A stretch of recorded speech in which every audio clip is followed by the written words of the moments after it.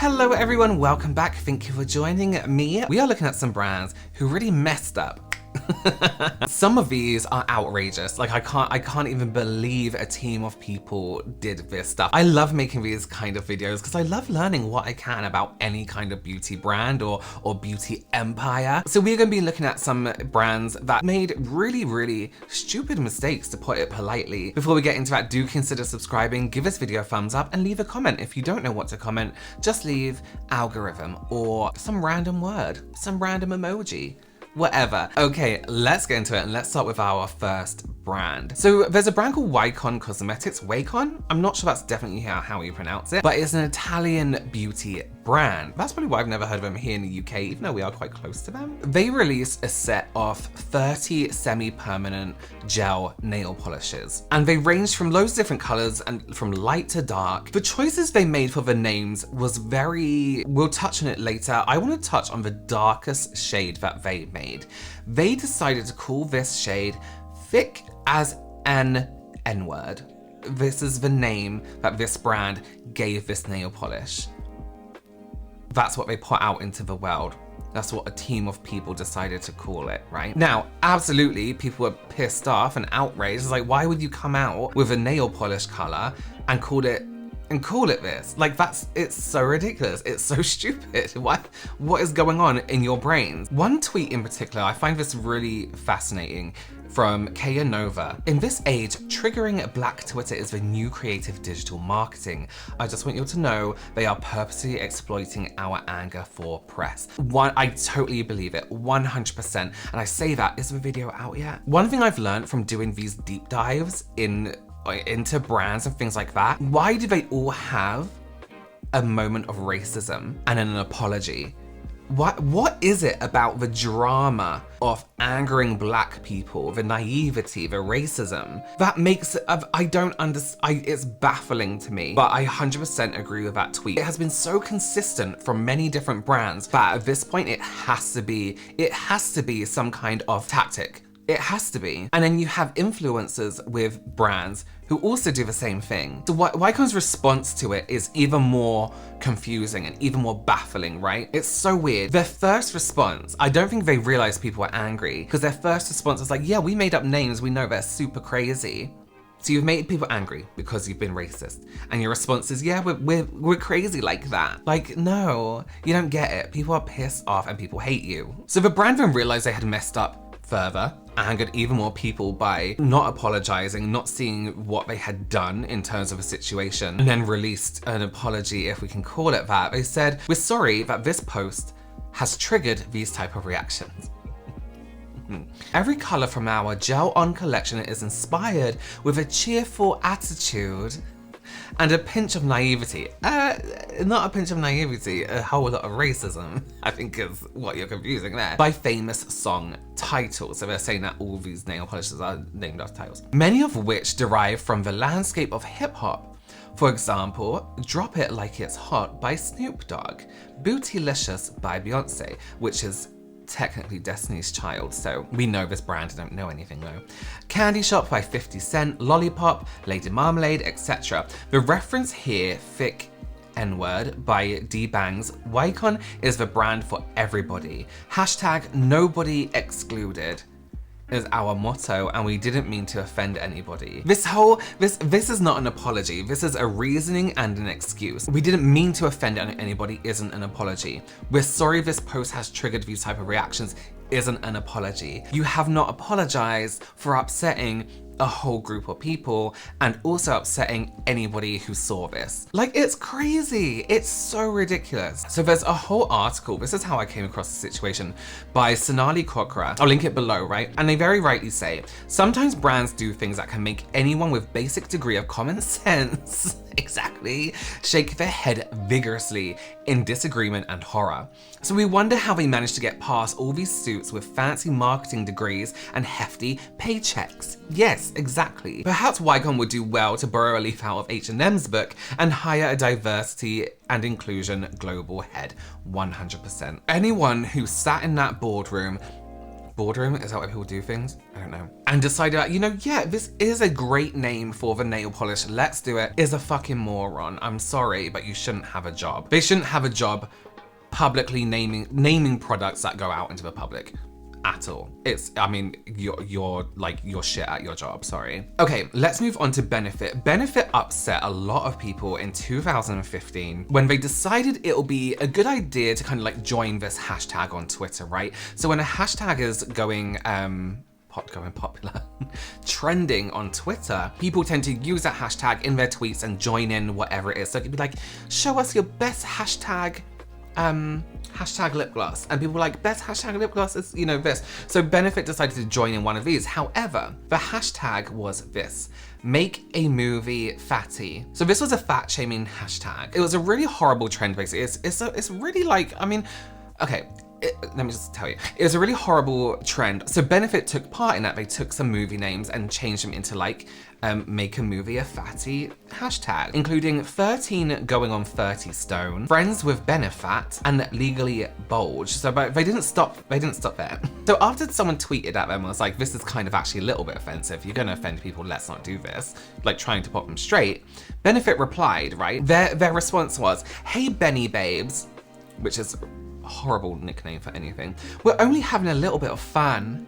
Aww. And getting involved in the trends, as we always try to. Kiss, kiss. So then they went on after this to tweet 6 more trendy movie titles. And whoever was writing these tweets, right, and responding to people obviously had no idea how to apologize, or had no idea about empathy, or like how they were offending people, or how to deal with feedback. After more backlash of people saying, this is kind of offensive, like, can you please stop? It's kind of not very nice to see. They went on to say this, right? Listen, they're still like, guys, we're just having fun. Lovely Benny babes. Stop, please, with the Benny babes. We always get involved in hashtags that are trending. We're not poking fun at anyone. Then get this, right? The hashtags they put on this tweet after saying they're not making fun at anyone. Hashtag, laughter is the best cosmetic. Which one is gross anyway, but also like, shut up. So they covered up this whole thing by being like, guys, we didn't upset you. We made you laugh. Laughter's the best cosmetic. Like some kind of fridge magnet. We're funny. We just made you laugh. You just don't realize it yet. Like, come on. Someone obviously took over their PR or whatever was happening at this point and did eventually apologize, saying that they made a big mistake and that they believe beauty comes in all sizes. Hashtag, laughter is the best cosmetic. I also actually need to add in here that this was coming from the Benefit UK Twitter account. I didn't see that there. And actually, someone like atted Benefit US, I think thinking they were atting, you know, the official Benefit. But they ended up, Benefit US ended up like apologizing on behalf of their UK sisters, in quotes, sorry. So there you go. This is a thing, right? If you've offended someone as a brand, just like stop, right? So you had a few tweets come in saying you're upsetting people. They're like, we're having fun, and then carrying on. And I really hope they've dropped the Benny babes thing, because that's horrible. Benny babes. Let's talk about Z palette or Z palette, depending on what country you're in. I don't know about you, but good customer service is paramount for me, right? As somebody who used to work in retail, I've been a server in a restaurant during my break from makeup. Customer service is a big deal for me. When I'm doing makeup on a client, I provide good customer service, you know what I mean? And I expect when you go somewhere to receive good customer service, unless someone's been a dick to you, then fuck them. But it will stop me purchasing from brands if customer service has been outrageous, right? Or the brand has been rude to potential customers. Or, you know what? I'll tell you what I mean. So Z Palette launched this hot plate thing. And this was like 6 years ago. It was basically this device where it was like this thick and it had a little round bit on top. You plug it in and it would heat up. And the idea was you would put, let's say, a product on top. It would melt the glue underneath slowly and warmly without melting the plastic. And then you could release the product inside from the palette and then put that into one of your Z palettes, right? So it can condense down your kit so you didn't have loads of random individual eyeshadows or individual blushes. Now this to me is a really great idea because I would hold individual eyeshadows, like say this is an eyeshadow with tweezers, and I would hold it over a candle and I would wait for the bottom to burn through, get the tweezers and poke the eyeshadow out, and then stick a magnet to it and then put it in a palette. And I would spend hours doing this, hours and hours and hours. I actually bought this hot plate thing from Z Palette.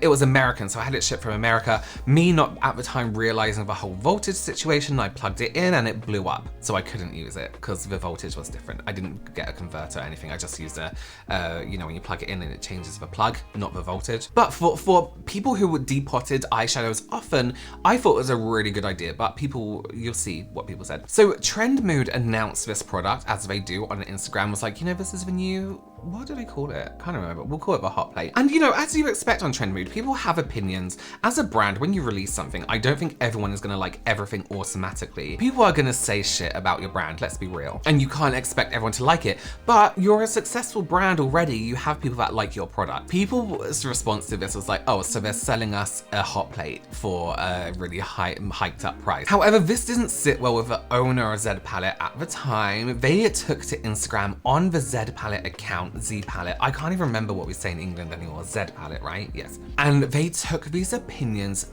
personally, not from their personal account, from the company account, from a business account on Instagram. And they went through these comments and replied in the most unprofessional, kind of stupid, need to get a grip way, right? So someone says, I know, too expensive, to which the owner of Z Palette decides to reply, listen to some Jim John, I don't know who it is. It's not that it's too expensive, it's that you can't afford it. That's a really shitty thing to say for a number of reasons. However, there are things that I can very much afford and that you can very much afford, but because you have a concept of money, you know that some things are too expensive for what they are. You know, for example, right? The brand, the Hotel Collection, who do these amazing candles and fragrances. I assume they are anyway. I've never tried them because I think they're too expensive for candles. Can I afford them? Yes, I could. Do I think they're overpriced and too expensive? Yes, they are. That's why I don't buy them. You know what I mean? Just because you think something is too expensive doesn't mean you can't afford it. And also, if you can't afford it, why would you waste your money on something shit like that? And you know what I mean? Shaming people for not being able to afford something that you think is worth it is not a great thing to do. As an individual, but also as a brand and as a company. Imagine being a brand and saying to someone just because they don't like your product, oh, because they think it's too expensive, oh, it's not too expensive, you just can't afford it. Like that's what you're shaming somebody for not being able to afford your product. Is terrible. But even Trend Mood themselves got on a page and was like, listen, let's keep everything calm. This is a place, you know, for feedback and it's a friendly vibe, which I don't really think it is most of the time. Maybe it was back then. And basically told them to take their crap somewhere else. But Z Palette people carried on. Someone was like, pass on the palette. And then they replied, pass on you. Like a kid. Like, oh, pass on you. Like, come on, this is so pathetic. It's so, remember when the owner of Tarte, the sister, was like making all these really, trying to act like a big person, and it was like, you're not scary or intimidating or clever, you're making yourself look like a douche. And they also attacked someone's looks by telling them that they look like a cheap date. So ridiculous. Like, why would you choose as a business move to do this? You've just created controversy around your product that is already a little bit controversial. Yeah, had I known that, I wouldn't have bought it, but yeah, I probably wouldn't support him again. Just because if that's how you're gonna be, then that's not how it's gonna be. Like Drunk Elephant, they're known for shitty customer service. Okay, well thank you so much for joining me. I'd love to know your opinions down below on these topics. How would you act, right, if a brand just randomly started coming for you in their comment section? Say you were on Rimmel London's Instagram, you're like, oh, this isn't my favorite foundation, and they commented, you're not our favorite foundation. We don't like you. Like, how would you feel? Like, it's stupid, right? Let me know in the comments. Thank you so much for joining me. Consider subscribing, give this video a thumbs up, and I'll see you very, very soon. Bye.